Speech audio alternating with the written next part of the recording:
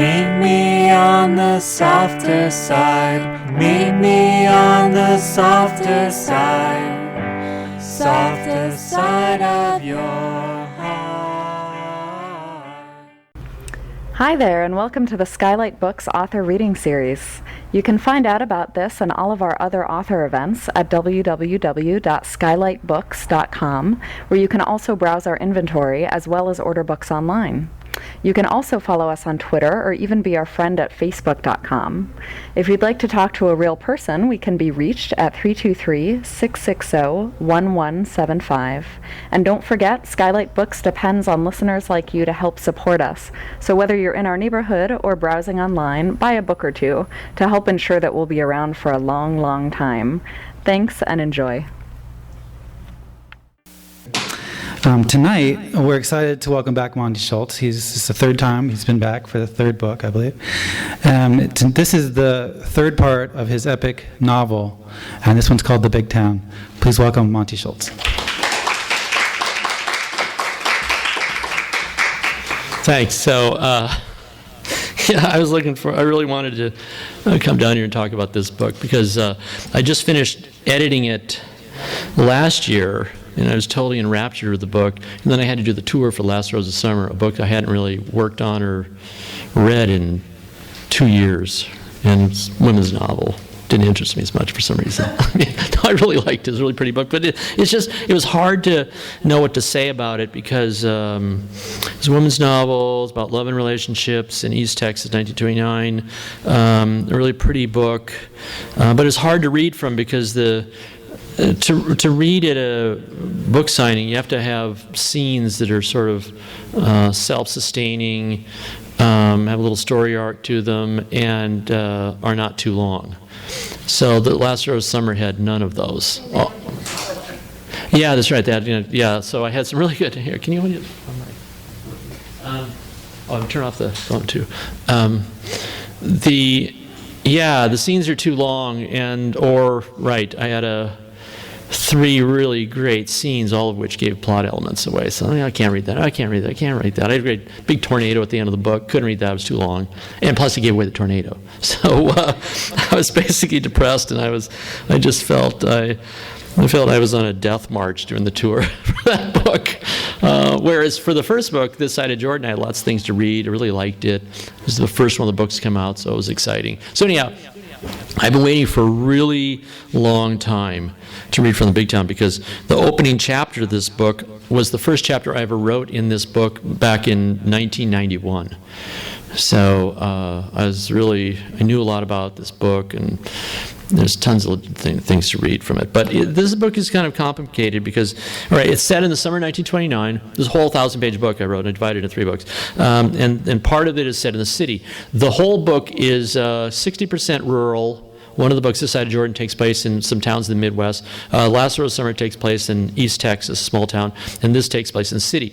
And those 2 books together are about 600 pages, and this is about 400. So 60-40, and that was the population divide in America in 1929, roughly 60% rural, 40% city. And so the other thing is that the other books are 20s books, but people want a 20s book, and they want the jazz age stuff, and they want speakeasies, they want some gangsters and some shootings, and so I have all of that in this book. I have tons of stuff in this book. In fact, I had one friend read this book a couple years ago, and in the manuscript he said, the only problem with Monte is too much happens. I said, buddy, too much can never happen. What are you talking about? Does too much happen? No, it was good. Lots of interesting things happen. So, but the book it's a philosophical book. It has a plot and a character. That's all fine. Stuff happens. But it's also about the city, and it's about American life. It's about the Republic. It's about the idea of American society. So it's a bigger book than just the story. And it's funny because most people who've been reading this book and reviewers just pay attention to my main character and some girl he meets. That's the whole story. to them. They clearly do not understand the rest of the book. And of course, the reviewers, it's easy for me to see, since I know the book, that they didn't read very much of the book. Quoted from the flap copy, one reviewer said, talked about the book being in Chicago. It's not Chicago. It's not New York. It's an archetypal American city. It's not any city.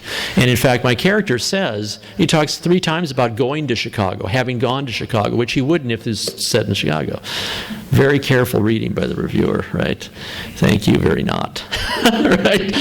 For your careful reading of my book, whatever. Okay.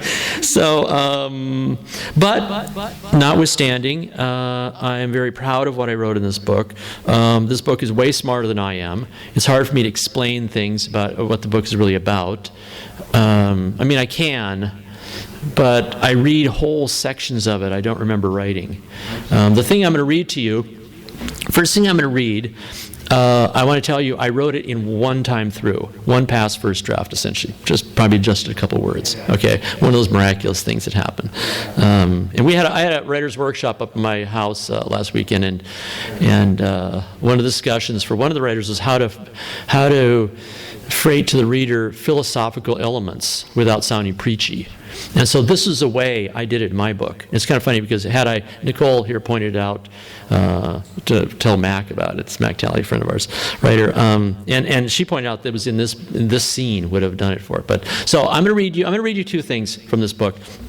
I really like them both. This thing again, I wrote straight through in one pass, and then I'll introduce the other thing to you because it has a much longer story, much longer genesis. Okay, so this is the 2 things encapsulate the story element of the book, storytelling, which is always a good part of books. Okay, and then the philosophical element, which does not happen very often in fiction. Okay, so my main character in this book is a guy named Harry Hennessy. He's a businessman. And he's a downturn in fortunes just in the spring of 1929 has caused him to sell his family's house in Illinois and send his wife and children down to his mother's house in East Texas, where the last Rose of Summer takes place. So it's husband and one wife and the other. And so he goes to the city, the metropolis, to make his fortune. And so this is about somewhere near the middle of the book, and is talking about labor and the purpose of work in society and what's important. And so I have this little thing here. Okay. One cold autumn evening at Milwaukee about 8 years ago, this is book set in 1929, about 8 years ago, Harry was asked by a fellow salesman named Bill Dunbar to go with him to a spirited IWW meeting. There may be 20 or 30 men roughly Harry's age gathered in a small hall decked out with slogans such as, "When labor hangs by the neck, liberty hangs in the balance," and "America, where labor is strong and valiant and beautiful." Harry took a seat in the middle of the hall, expecting to hear how much better his life would be in Soviet Russia, or that salesmen like himself were dupes of capitalist greed. And he did hear some of that, of course, and would have been disappointed if he hadn't. But an hour or so into the meeting, his friend Bill Dunbar went up to the podium and began arguing that each one of us plays the role of victim and oppressor from time to time. It's as naturally explained, as he explained, as watching rain fall from the sky. We feel within our rights to complain when it rains too much or too little, but does that sort of rebellion get us anywhere? There are laws guiding our behavior that were established long before Noah built his ark. Unfortunately, we can't seem to face a few simple facts about how the world is meant to be organized. In Bill's whole household, for example, labor was divided among himself, his wife June, and his 3 teenage sons. Being husband and father, Dunbar explained, he was naturally expected to bring home a paycheck substantial enough to allow June to buy groceries at the A&P every Thursday morning, while his wife's duties involved shopping, cooking meals, and keeping their wonderful home neat and tidy. As the Dunbar boys have grown up, they've been taught to have their rooms clean, trim the hedges, take out the garbage, and keep the family dog fed and brushed. Whether the division of labor was equitable or not, this was how the Dunbar clan succeeded. Certainly he and his wife bickered every once in a while over what amount of money they ought to risk in the market, or whether or not their old Ford was worth replacing, or if the dining room needed new curtains. Most choices were made by putting both their heads together and arriving at a sensible decision, but Bill was the head of the household. And Always would be. June had no dispute with that, nor did their sons, who understood that someone always had to have the last word, and he was that person whose responsibilities were the greatest. If I lose my job tomorrow, Dunbar told the Hall, my family knows we'll be out in the street and nothing flat. Likewise, if Henry Ford loses his shirt and his auto company goes under, a lot of fellows in Dearborn will be out of a job too, maybe for good. But if those thousands of auto workers walk out on him, he can't drum up anyone competent enough to take their places. He'll lose his shirt just the same. And if June decides I spend too much of my time speaking at meetings like this or having a drink on Wednesdays after work in the storeroom at Whitworth's, and she takes her boys to her mother's house in Beaver Falls, well, I'll be just as bad off as Henry Ford. I can't sew and my cooking stinks, and I doubt Mr. Ford can assemble one of those shiny new automobiles by himself. You see, a man's household and his country work best when everyone works together, respectful of what each of us puts into the pot. We have floods in Idaho and drought in Kansas, and we can't switch places no matter what the communists might say.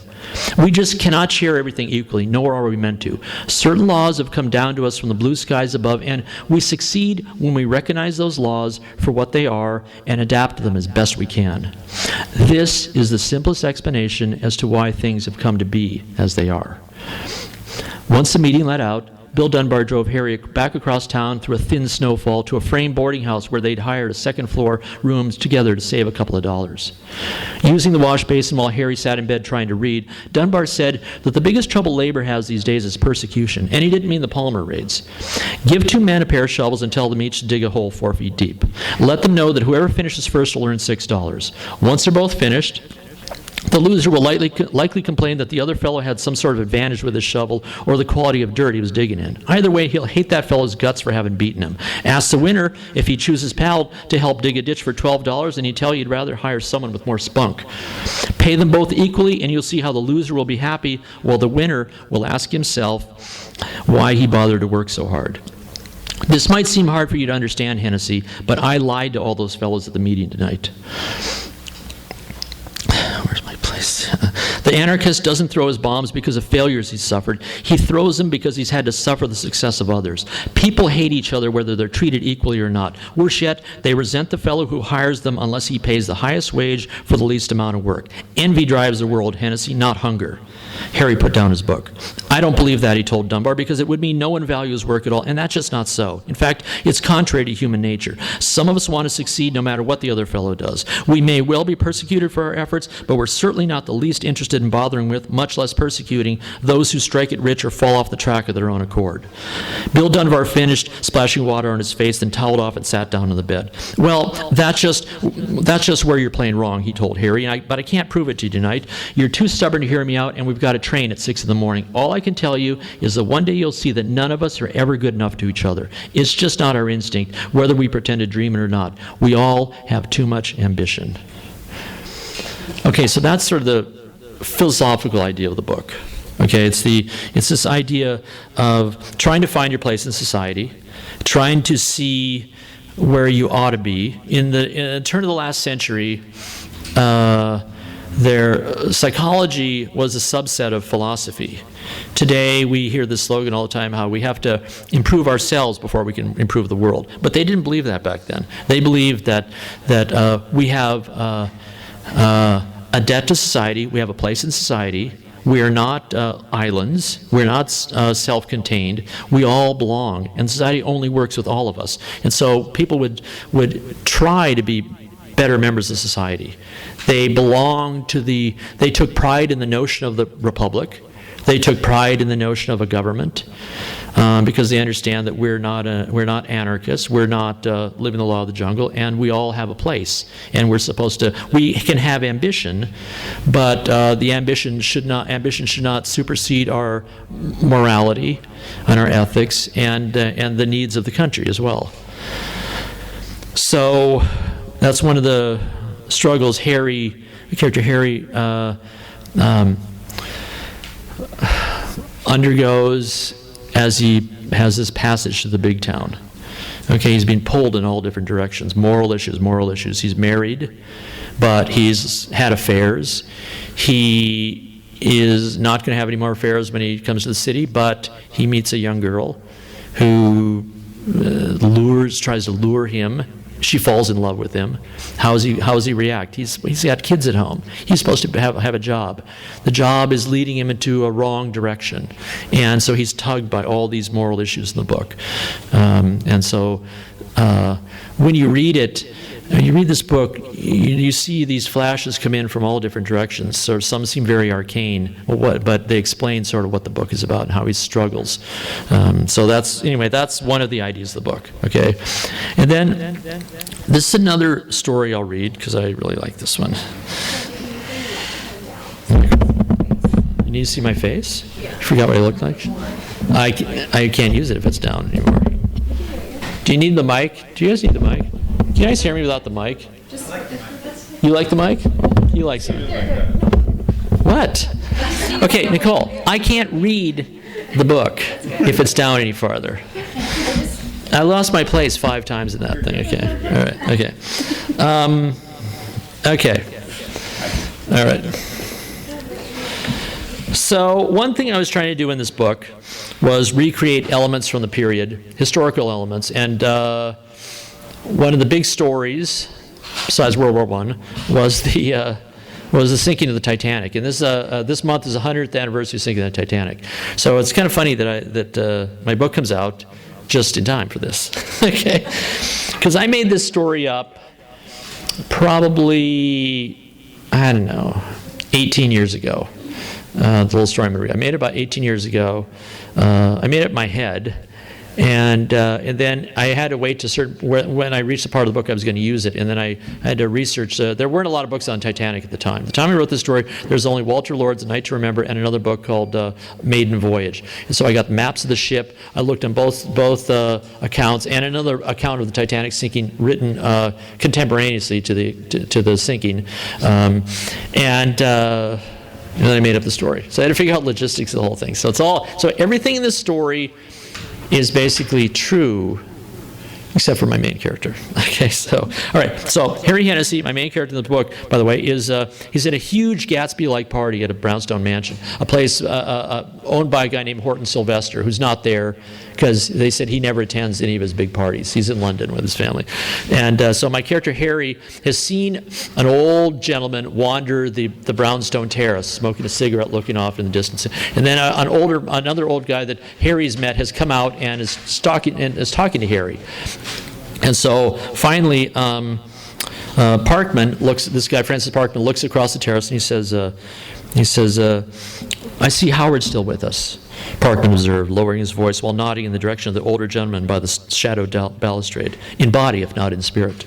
"Who?" "Howard Giberson. You've never met?" "No," Harry replied, once again eyeing the older gentleman as he smoked his cigarette in the dark, his pose stoic as the Sphinx. Somehow he didn't appear to belong to this riotous crowd. "Well, Howard is on the Titanic, you know." "You're joking." Harry turned to face Parkman, his interest suddenly piqued. "Aren't you?" An absolutely tragic story, just horrible. Parkman settled back against one of the stone urns. He took a short drag off his cigarette and tapped the ash off into the urn at his elbow. "Of course, you remember that Howard Giberson and Horton Sylvester were roommates in New Haven. Is that so? Yale man, eh? That's a crowd, all right." Long ago, Harry had aspired to an Eastern education. Sadly, he was neither rich nor smart enough. "Yes, indeed." Parkman nodded proudly. "Members in Wolf's Head, the Lizzie, football captains, rakes about campus. They were quite close back then. Best of friends, absolutely inseparable. In fact, after taking their degrees, they traveled together through Suez to Java and Peking in '08 on summer holiday and found themselves fighting side by side with Captain Jack Myers and the American legation at the Tartar Wall during the rebellion. Later, when Horton married Phoebe, Howard served as his best man, a favor Horton returned for Howard the next spring when he married Lydia Chase at Stanford. As the Sylvester family owned a fair interest in White Star Line at the time, Horton's wedding gift to Howard and Lydia was a first-class booking on the maiden voyage at the Titanic. Good grief! Parkman shrugged, flicked more ash into the stone urn. Passage was reserved a year in advance, and there were no clairvoyants in the booking office. He smiled wanly. "I suppose not, but for heaven's sake, it's just incredible to think back on it now." "Yes, it is. Parkman nodded. You see, by the January following their marriage, Lydia had given birth to twins, Ariel and Karina, at London, where she and Howard had been living since shortly after the wedding. He had employment with an investment firm on Threadneedle Street while intending to return triumphantly to America aboard the Titanic with his new family in April. Horton had even arranged a gala homecoming for Howard and Lydia at Newport for the evening after their arrival. Nearly everyone they knew had expected to attend. Parkman finished with his cigarette and snuffed out the butt. He stared across the terrace at Guyberson, who had taken on the appearance of a dark specter haunting the upper balustrade in the pale moon shadow of the Palladian brownstone. Lowering his voice, Parkman said, Horton had secured a stateroom for Howard and Lydia on the B deck with most of the smart crowd who were returning from holiday in the Mediterranean. J.J. Astor himself and young Madeline Force had just been in Cairo. It had been a wonderful spring, and all agreed that a crossing in the Titanic was quite the way to end the season abroad. Of course, this made for another simply marvelous party. The Wideners and Ryersons were there, remember, and Archie Butt, Clarence Moore, Francis Millette, Henry Harris, Washington Dodge, Guggenheim, many others of the old register. Although every evening the best crowd would gather in the dining saloon. Although it was April and quite cool, the passage was calm and clear, very accommodating for Lydia, who was in fact deathly afraid of the sea. On the first day out of Queenstown, they'd made the acquaintance of Mrs. William Graham and her daughter Margaret, and passed much of the voyage with them in the palm court and the writing room. Meanwhile, Howard paraded about like a schoolboy from the smoking room up to the boat deck and the gym, returning to the lounge for a round of bridge with Butt and Moore and Ryerson, then dashing down to the racket court where he thrashed a variety of opponents for 3 days running. Every afternoon following dinner, he and Lydia joined the Ryersons and the Grahams for one of Wallace Hartley's concerts. Lydia particularly loved Franz Lehardt's Merry Widow Waltz, and Hartley's orchestra played it for her every day.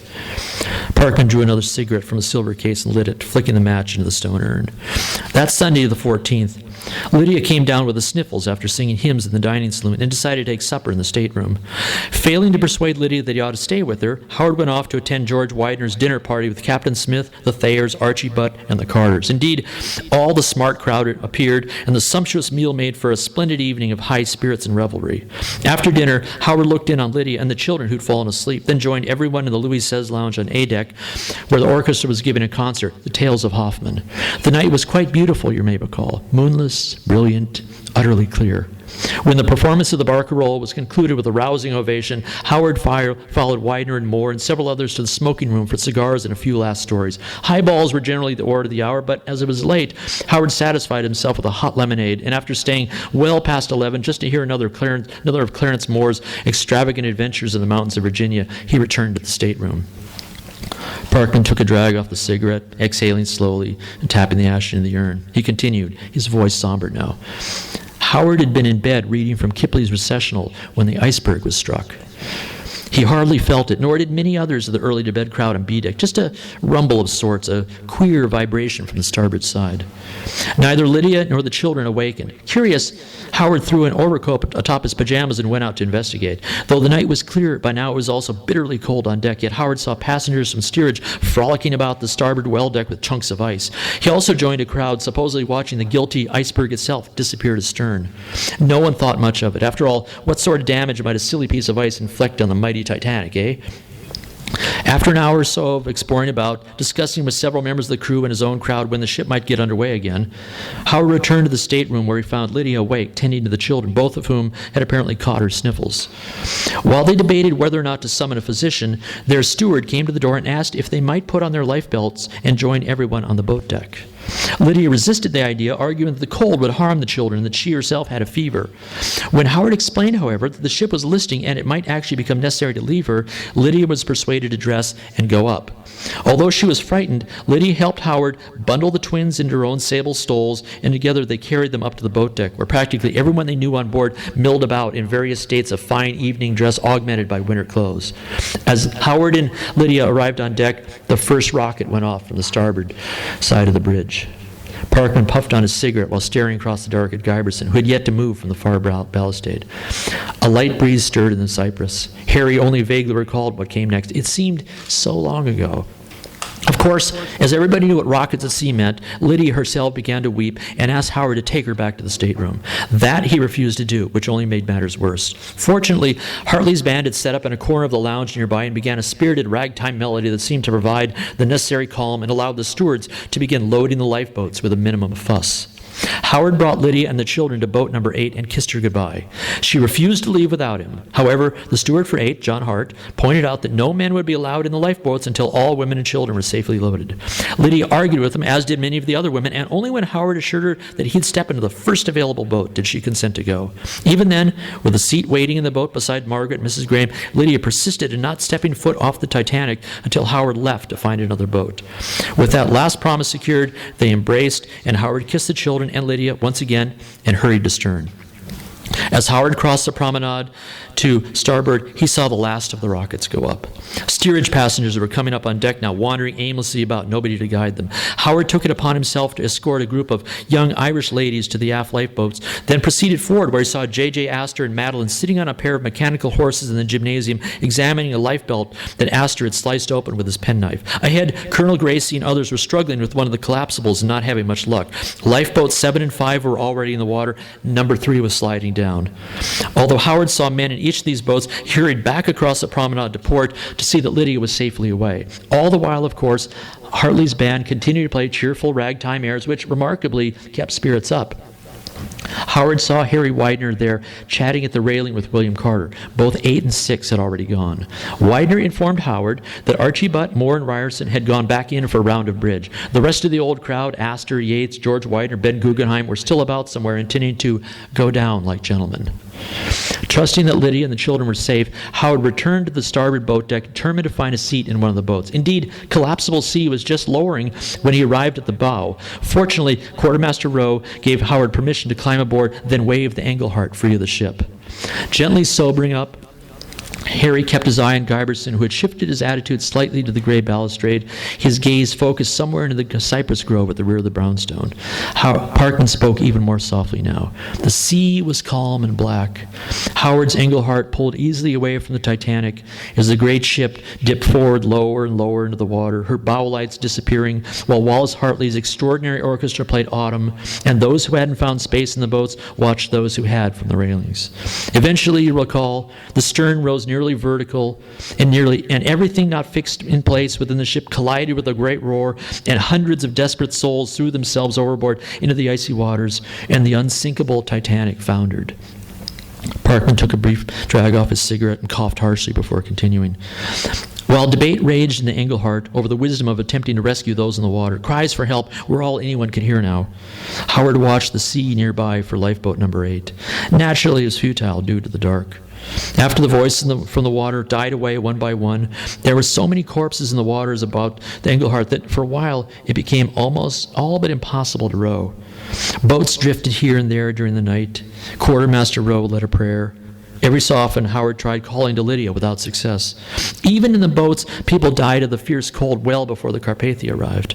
That most did not seems almost remarkable now. In fact, a fellow survivor in the Engelhart with Howard was none other than J. Bruce Eastmay himself, chairman of White Star, who was, of course, quite vilified later on for failing to do his duty and perished with the ship, as had Captain Smith and so many of his valiant crew. At dawn, Howard and collapsible Engelhart C crossed the great ice field and reached the Carpathia.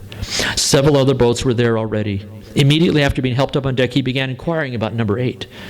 He circled the Carpathia's deck twice before coming across Gladys Cherry and the Countess of Roth, both of whom he'd seen in 8 when he left Lydia and the children.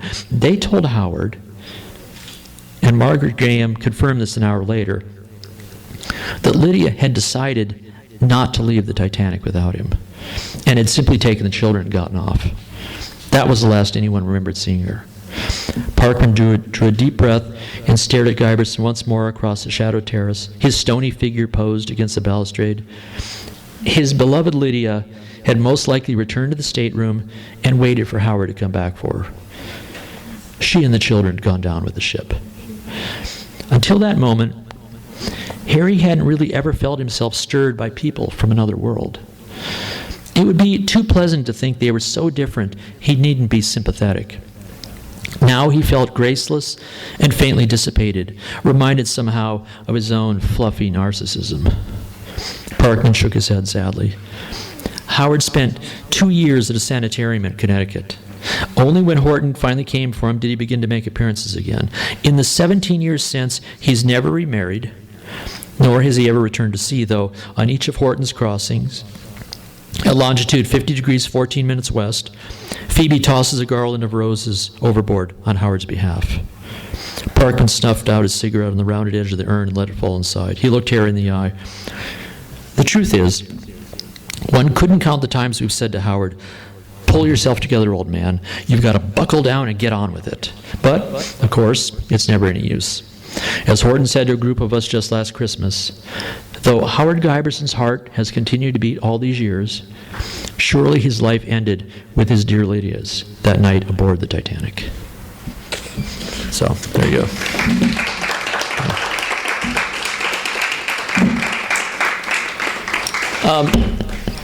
Okay, any questions about this, anything here?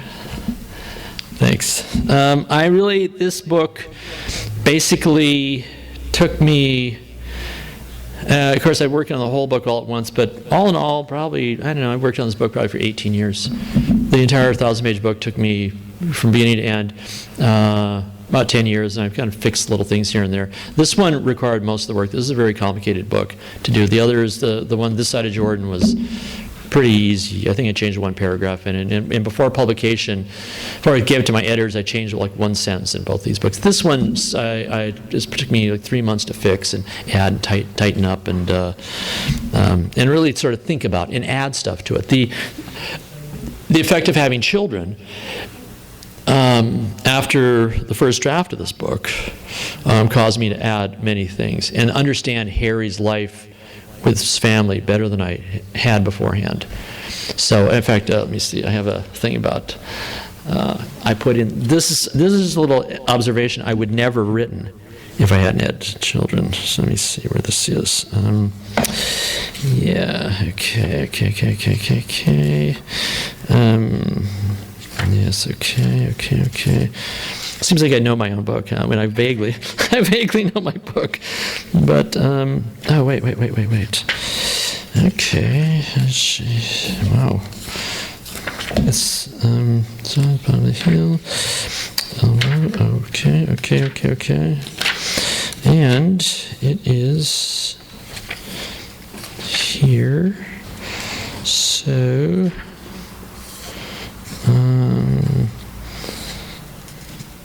Right, so Harry's wandering through the park and is on his way to meet some girl, and this little teenage girl, and he sees some kids. He sees some people come down.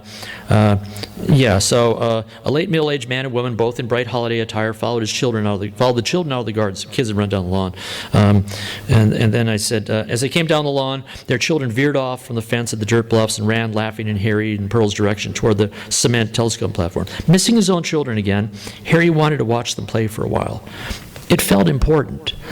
Somehow, once you start pretending you are not that man who mows his lawn on Saturdays and tucks his kids in bed at night, they take it as if that doesn't mean anything to you. Yet it means everything. You toss your own problems aside and tie a tail to a kite and race your little boy across a field with the wind at your back, and nothing can touch you. It's the most wonderful thing in the world. It's all that really matters. And then one last thing near the end of the book. This doesn't give anything away, okay? But I want to read this because I just like this. Is something else I added. Because in writing a book, I spend a lot of time, and sometimes it takes a while to figure out what a book is really about. And in this sense, I wrote this last paragraph. When Harry Hennessy was a boy, his father had a motto framed on the wall above his oak desk at the downtown Mercantile building that read, "It's easy enough to be pleasant when life goes by like a song, but the man worthwhile is the man with a smile when everything goes dead wrong." During those years at the stockyards and along the selling road, through high times and low, Harry asked himself, have I ever been pleasant enough to those I loved? What capacity of feeling sets any of us apart from another? I love my wife and my children and my sister and my mother. Their love is the foundation of my life. I owe them more than I can hope to repay. Can fidelity to a needful heart ever be constant? To be trusted is a greater compliment than to be loved. All summer long, he held a vivid memory of Marie sitting on the wisteria-draped porch at Cedar Street in the lavender evening, and his children's sleepy faces pressed to the glass of a second-story window, waiting for him to arrive from the train depot at the end of a long business trip. One night aboard the Sioux Line, he overheard a fellow from General Motors remark that our moral compass points to the penthouse or the notch house, but not both. It's a test of our character to detect the difference. To do something worthwhile during our brief time in the world means detecting the difference. He wondered, why do we so often fail ourselves? Is it so terrible to wake up each morning believing there's nothing more important that day than to let those we love know how much they mean to us?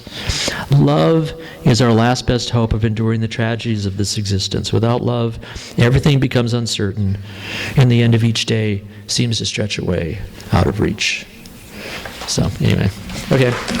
So enough of that. I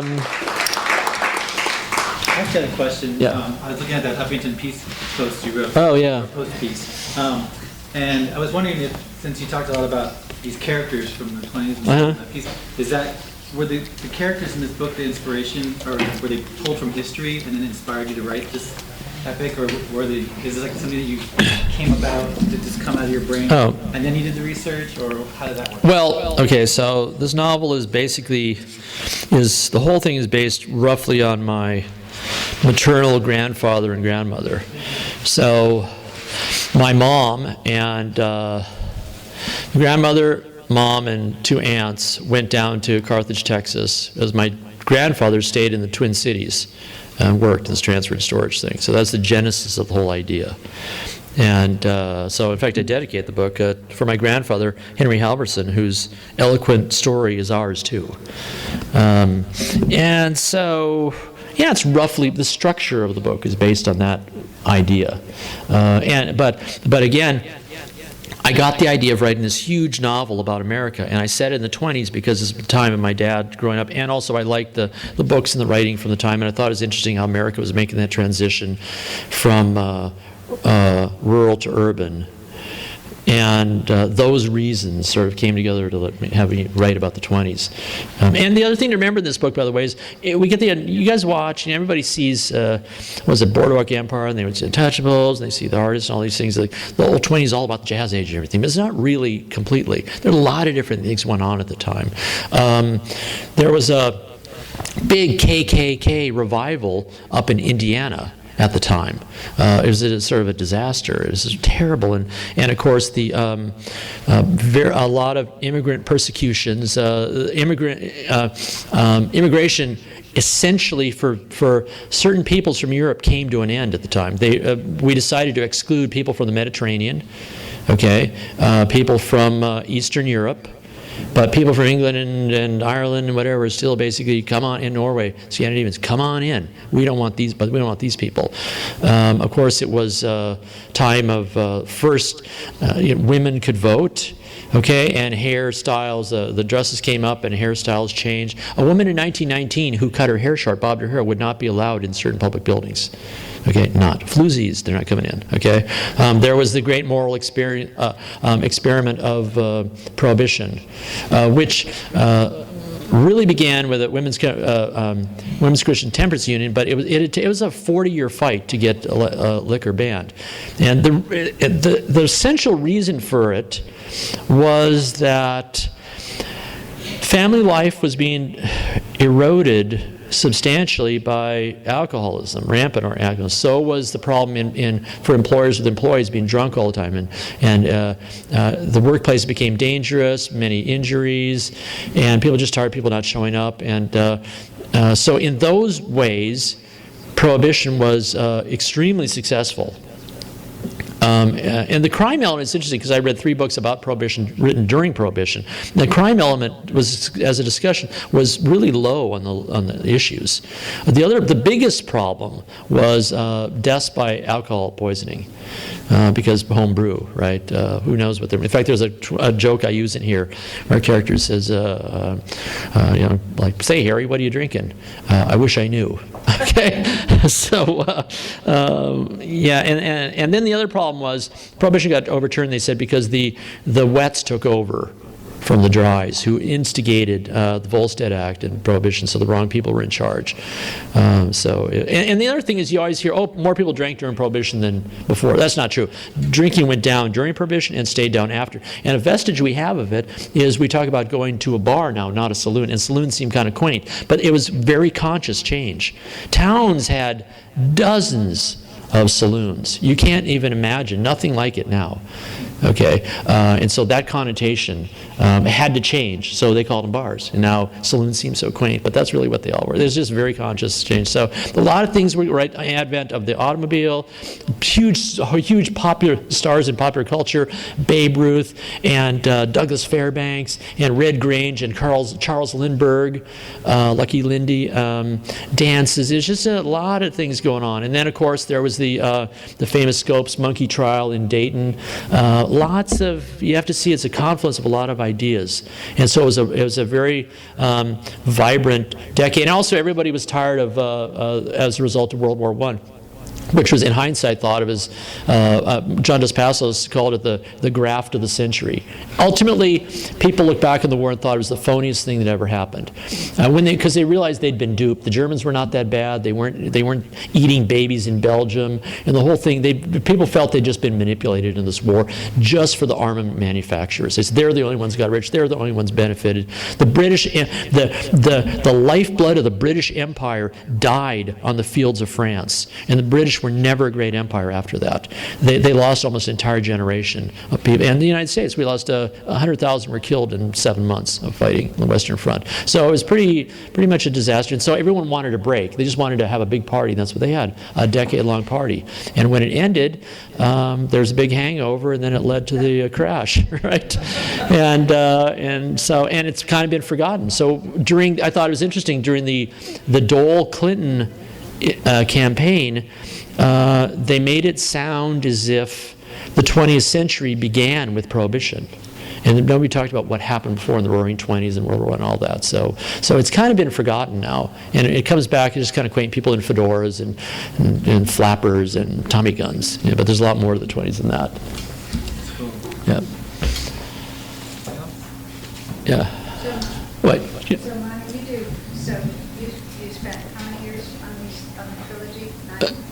9? Well, altogether, considering I was still editing this, I edited this last year. So what year is this? 2011. So, yeah. Well, I worked off and on this book for 19 years. So, and I know that you do massive research. Yeah. What you just did. Sure. So, did you have a problem spending that much of your life in your little room in the 20s, walking out of your room and being in the current life? Yeah, well. How did you make that transition every day, or did you? Right, well, I'm pretty able to sort of turn it on and off. I wrote most of the book up in my house, Victorian, up in Nevada City, California. It's a gold mining town. So my house built in 1859.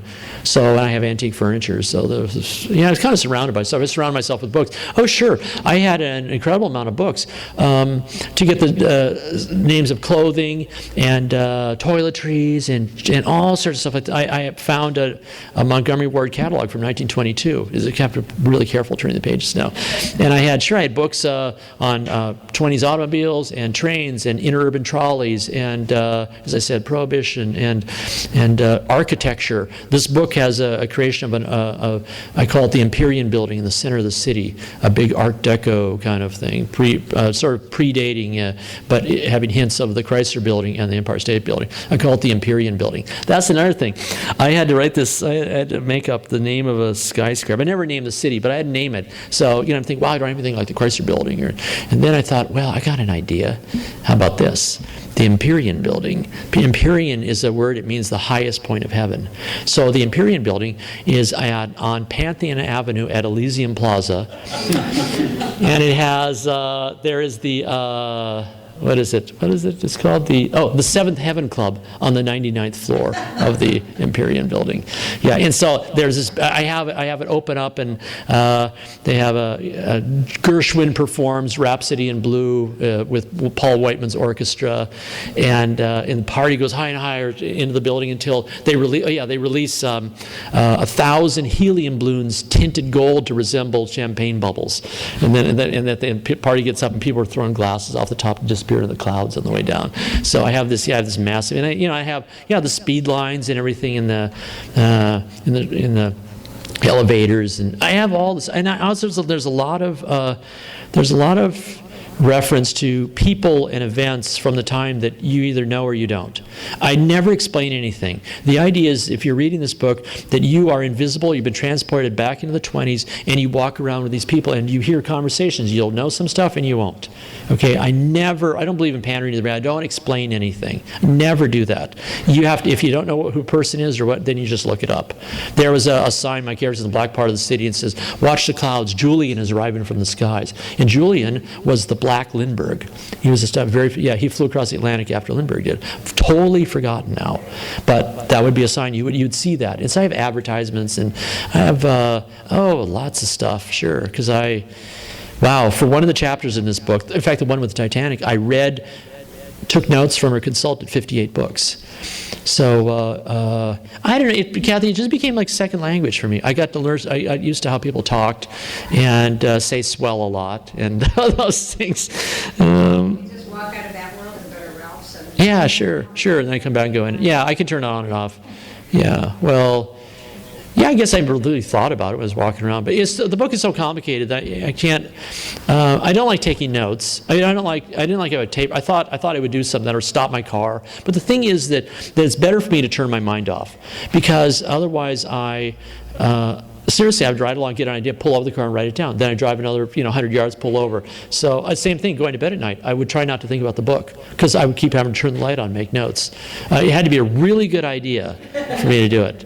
And I finally just told myself, just don't think about it. And then I would go to the computer, turn it on, and then go back in the world and start writing it. And just kind of move along. I was not a super fast writer. It's like the tortoise and the hare thing. And it's like the tortoise. And just move along. Try to write a page or two a day. And I didn't know it was going to be a 1,000-page book. I didn't know it was going to take me 10 years to write. Yeah.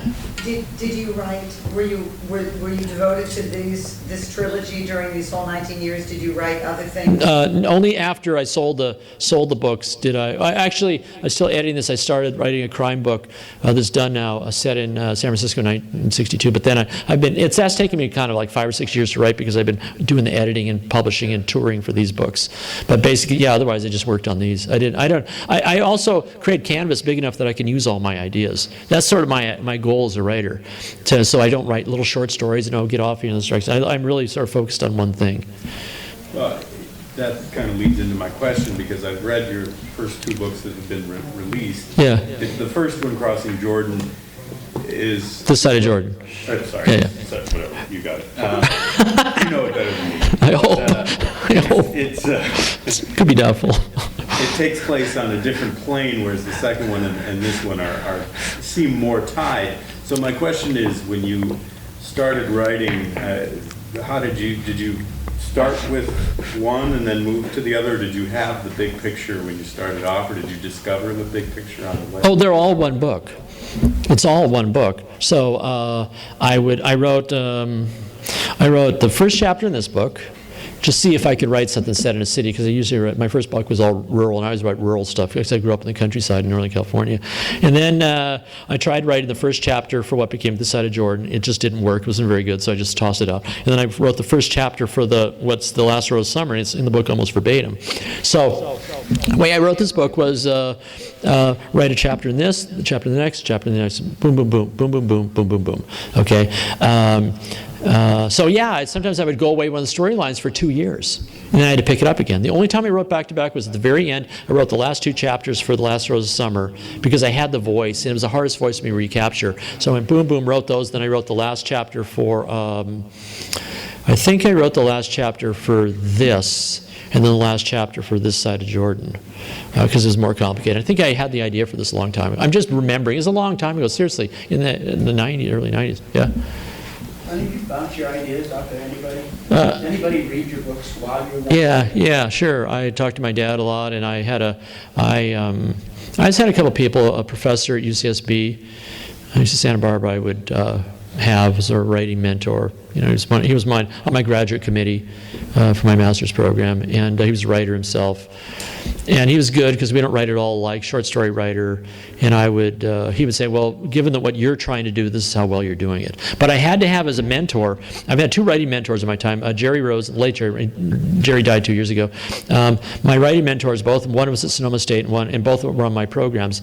They're both PhDs in literature, both professors, and both writers. So they became really good. Because I can't have a writer, I couldn't have a mentor who didn't read. And it was really hard for me to share books. Like you're asking, Tom, I would go to the Santa Barbara Writers Conference and read stuff. But seriously, I got criticized because they said, well, it just sounds like you're just showing off. You're just polishing. You're not really asking for anybody's help. And it's like, well, that's true. Because I don't want anybody's help. I don't believe in art by committee at all. I'm going to read to 30 people, have them tell me how to write my book. I've been thinking about it. So, and then there's workshops, there's late night workshops, like sometimes from 9 till 4 in the morning. I'm listening to people read for 5 hours. Yeah, it's my turn. I'm going to read it, and I'm also going to read something good because I don't want to hear any jackass comments from people about my book. Because seriously, I spent so much time reading and researching what's somebody going to say. They can comment on the story, but it's not like I don't think about it. I already have an idea what I'm doing. I just kind of, I would sort of listen to impressions. But you get weird readings. Somebody came up to me after the Titanic story, I read a long time ago, and she said, I just want to tell you, I really like the story, but I am not sympathetic. I didn't feel sorry at all for all those rich people who drowned. Okay. Fair enough. What? I was like flabbergasted. And then another person wanting to really be helpful was telling me, when you're, and it's about the same story. I hear like 2 weird comments. The person was like, all you have is Parkman telling this story and looking at Harry and smoking the cigarette, and once in a while they look off at Guyverson. But don't you think it'd be better for your writing to see a lot of other things going on at the same time? Okay. I would do that, okay, a lot in my book. But for this story, I wanted... Seeing what's going on. Yes, you see the thing. So the person's kind of an idiot anyway. But the point is that it's a deliberate. It's done deliberately like that. So Harry is eye to eye with Parkman. Okay, so we're just focused on that. Yeah. So the idea that in this big party, there's tons of stuff going on all the time. So this narrow the focus just like that. It wasn't an accident I did like this. And I know you're supposed to do that in writing, and I do it in the other 900 pages in the book, okay? But not in these like 8 or whatever. Sorry. So, but you're right, Tom. That's a good question. I always had to have people read. Okay, So I have different people read for different reasons. I had a journalism teacher, suffered a stroke a couple years ago, so I can't really talk to her much anymore, but she would read for grammar for me. And I have other people read just for story. I have a friend, a writer, editor, who was in school with me my sophomore year in a private school. A really smart guy. This guy's got a bachelor's degree in English. He's got an MFA in creative writing and a PhD in American literature from the University of Kansas. He's an editor, he's a writer, he's a teacher, he plays in a rock band, really smart guy. And he would read the book, and I just had him read. One, he needed the money, and so I was helping him that way. And the other was because he gave the most thoughtful readings of each of these 3 books. So he did these write-ups from like 20 pages of ideas and concepts and ways to. And he improved the Harry book. He didn't really have much impact on this side of Jordan, and a little bit in the last part of summer, but a lot in this one, because he just told me, he gave me suggestions. I put them on a notepad next to my computer. It says, what does Harry feel? What about the children? And a couple other things. But those are the main ones, because he's really big on interior characters. And I don't really care about character. All he cares about character. So because he knew that was the least of my interests, he made me focus on it. Okay, and so in every scene at any time, what does Harry feel? What does Harry feel? That's why that thing with the boy and the kite and the children, it would never have been written if I hadn't met him, and of course if I hadn't had the children.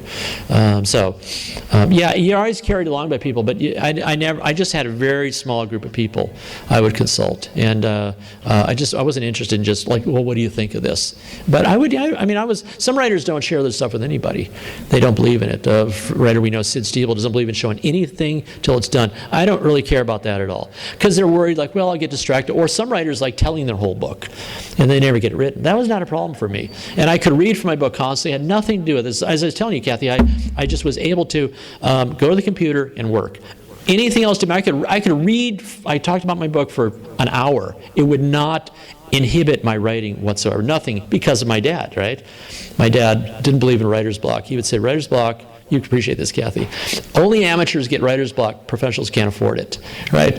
So that was really good advice for me, because I never got writer's block. I realized it's just phony. You just have to write. So if it's crappy, so what? Then you can improve it. You're always better having something on the page than nothing. So I would just, if nothing's happening, just write anyway, and then fix it later. Fix it. So, Anything else? Is that okay, Jane?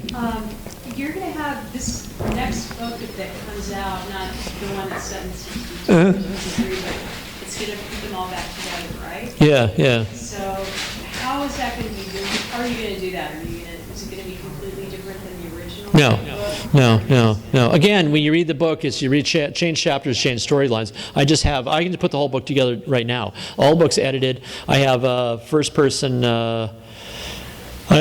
prologue, 4 first-person vignettes, then a first-person epilogue that ends the book called Republic of Dreams.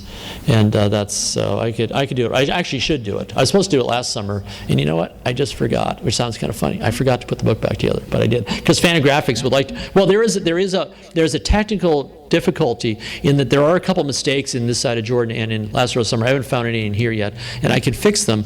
But the books are in PDF files, so I need to have them find... I know. Yeah, here's what it is. They have to turn the PDF file back into a Word file so I can manipulate it. And so they'll send me them back, and then I'll assemble them the way they're supposed to be, which is kind of tricky. Then so I'll take one from this, and I have to look at the manuscript of the book. I haven't printed the book out in 10 years now. I have to look at it and see, just try to refresh my memory which order I place the things. Although I think I already looked at and saw the way I originally had it. Now I don't think I would start that, like the order of the chapters, the stories. I think there was a change I was going to do. Makes more sense. Is it possible to read the book? Must you read from beginning to end to appreciate the fullness of the story, or is it possible to read them? Read these. Oh yeah, there is no order. It doesn't matter which it's fine. You read the whole thing, you see how it all fits, because it's chronological. But bear in mind that, say, one of the books will have beginning of July and the other will have end of July and whatever. But as far as these 3 books, which one to read first, or what, if that's the question, it makes no difference whatsoever. They all happen simultaneously.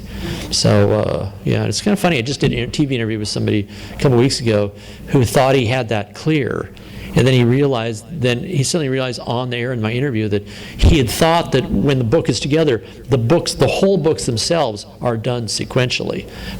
But I said, no. He goes, I was trying to figure out, what do we call this kind of book? It's just a novel. Just change storylines. What? He said, oh, now I get it. I didn't understand it all the time. For some reason, it's complicated for people to get. And because they're used to the idea of trilogy. Because it's not a trilogy. A trilogy implies that there's a sequence of stories. There's not a sequence of stories. It's just one book I broke into 3 books. So again, this side of Jordan I broke apart first. I took out chapters, something like 3, 6, 9, 12, 15, and 18. And then I put them on the computer together and looked at them to see if they would even work as a book. And they did. So then I realized, but I couldn't do the other 2 because it's husband and wife. And then I realized that the husband and wife they talk about each other so much that it was easy to do. So this is the last one. This is only the last one because I told my editor, it's a train wreck. Okay, I need to fix it. He would have published the whole thing together at once. I said, no, I don't want to. I need to fix the big town. It's a mess, and so let's just do this side of Jordan. It's perfect as it is, and the Last Row of Summer is pretty good, and it'll give me time to fix this. So that's That's really the only reason it was published like this. Although there's sort of theoretically an advantage of having the books out separately. You can sell them, sell more copies or whatever. I'm not sure it really makes any difference. But I do like them in separate books, too. It's kind of funny. But they need to be, they're all one book. And the vision of the city all makes sense. The whole thing makes more sense as far as this vision of what the 20s are like. And the great American novel idea, right?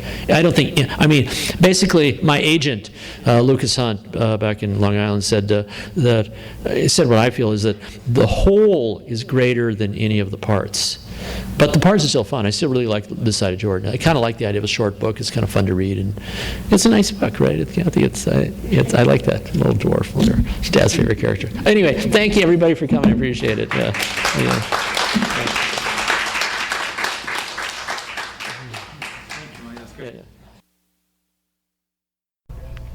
You've been listening to the Skylight Books author reading series. Don't forget that you can check out this and all of our other great podcasts at www.skylightbooks.com. Today's music was provided by Fragile Gang. You can check them out at MySpace, Facebook, and the iTunes Music Store. Thanks for stopping by, and we hope to see you soon.